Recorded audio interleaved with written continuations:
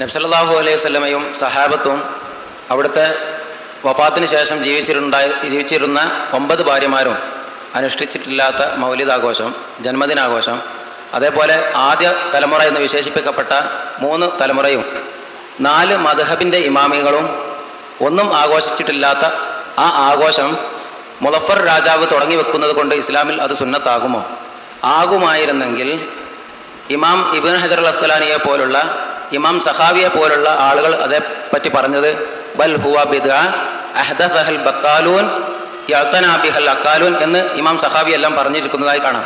അപ്പോൾ നബിയും സഹാബത്തും താബികളും ഉത്തമ 4 മദ്ഹബിൻ്റെ ഇമാമികളും ചെയ്യാത്തൊരാചാരം മുളഫർ രാജാവ് തന്നെ തുടങ്ങിയാലും അത് ഇസ്ലാമിൽ സുന്നത്താകുമോ എന്നതാണ് സംശയം. സാധു, നിങ്ങൾ കുറേ തെറ്റിദ്ധരിച്ചിട്ടുണ്ട് മറ്റുള്ളവരിൽ നിന്ന്. അക്കാലൂന എന്നൊക്കെ പറഞ്ഞ ഒരു വാക്യം സഹാബി പറഞ്ഞിട്ടില്ല, ഇബ്നു ഹജർ അസ്കലാനി പറഞ്ഞിട്ടില്ല, ഇബ്നു ഹജർ ഹൈത്തമി പറഞ്ഞിട്ടില്ല.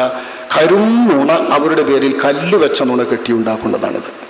മൗലിദിനെ എതിർക്കുന്ന ചില ആളുകൾ ഉപയോഗിച്ച വാക്യം അവരെ ഗണ്ണിക്കാൻ വേണ്ടി ഉപയോഗിച്ചതാണ് ബഹുമാനപ്പെട്ട ഇമാം സുയൂത്തിയെ പോലുള്ള ആളുകൾ. അത് ഇമാം സുയൂത്തി ഉദ്ധരിച്ചത് ഗണ്ണിക്കാനാണ്. അക്കാലൂങ്ങൾ ഉണ്ടാക്കിയതാണ് ഈ കർമ്മം എന്ന് ഇമാം ഇബ്നു ഹജറും സഹാബിയും പറഞ്ഞു. നമ്മൾ നുണയാണ്.